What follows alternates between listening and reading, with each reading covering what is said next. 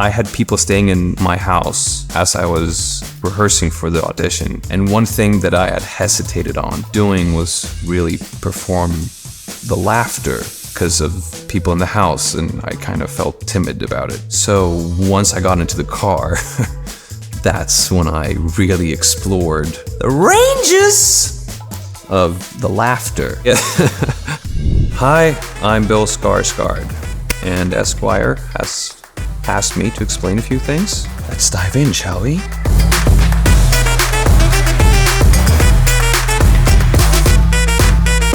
The Crow is a modern reimagining of James O'Barr's graphic novel. Tell us about this new interpretation of the story. It's very much a brand new interpretation of the story, directed by Rupert Sanders and played by myself. Rupert had a very particular and different take on it, and I really supported his vision. And yeah, whenever you do something that's done so well before and iconic, I think a good bet is to go completely new with it, and as opposed to just trying to do the same thing but failing at it. So that's what we did.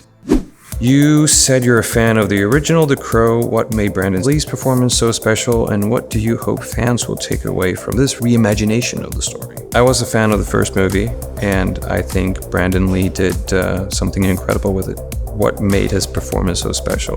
The physicality and his presence. You know, there's kind of this kitschy, campy feel to the original movie, and those, like, how he delivered those one-liners really made it iconic.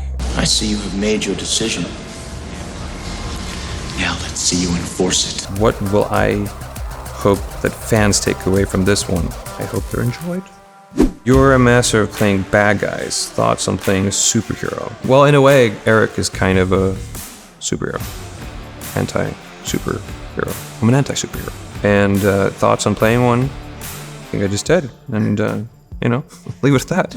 You nailed your country accent in Devil All the Time. Using that accent, tell us what it was like working with such an amazing cast. No, it was terrific. Now I got to work with Tom Holland. And, well, I didn't actually get to work with him, but I feel like I'm doing like a George W. Bush impersonation at the moment. See, the thing is about working with Tom Holland is that he's a good actor, terrific actor. It's just a great all-in-all experience shooting Devil All the Time, and getting to work with Tony Campos, director. It's just George Bush. You play the best-dressed villain in cinema in John Wick Chapter 4. What's your personal style like? Black t-shirt.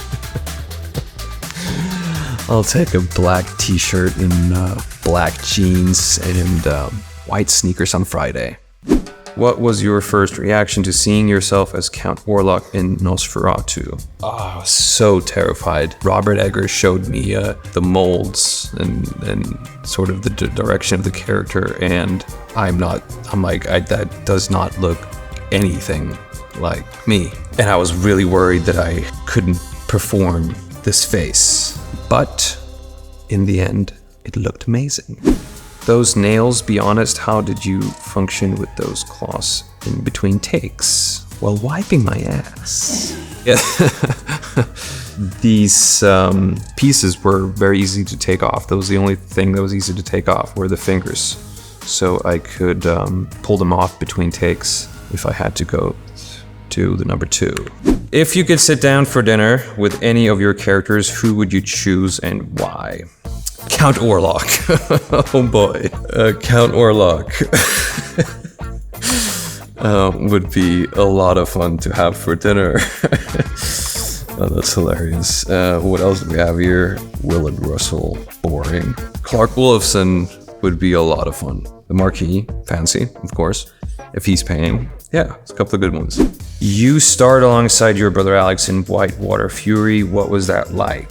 I was 9 years old, and I was playing my brother Alex's younger brother in the movie, the all-time classic Whitewater Fury. We've all seen it. And I remember auditioning with Alex, and Alex was like, Bill, just so you know, they're auditioning hundreds of kids. You're probably not gonna get it, so you can't be upset if you don't get it. And I was like, yeah.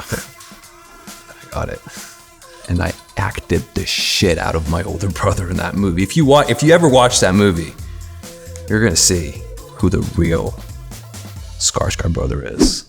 What was the audition process like for Pennywise? The auditioning process was very strange. The audition for Pennywise in of itself was so much fun because he's not like me. So I could just go and really explore my imagination, and I thoroughly enjoyed it. Up until the second audition, the callback, when I painted myself very poorly. I had this notion that like I would wanted to put the makeup on myself because I get into character this way. But then it turned out that I have no idea how to put on makeup. So I looked terrible and felt terrible driving through Hollywood, the clown face. That's the moment when I knew I've made it. Is this true? Please explain. Plus, how easy is it to freak out Bill Hader? Be honest. It's true. It's partially true.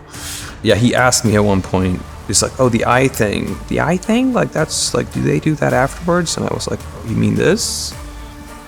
I don't know if he was freaked out by it, but maybe he was.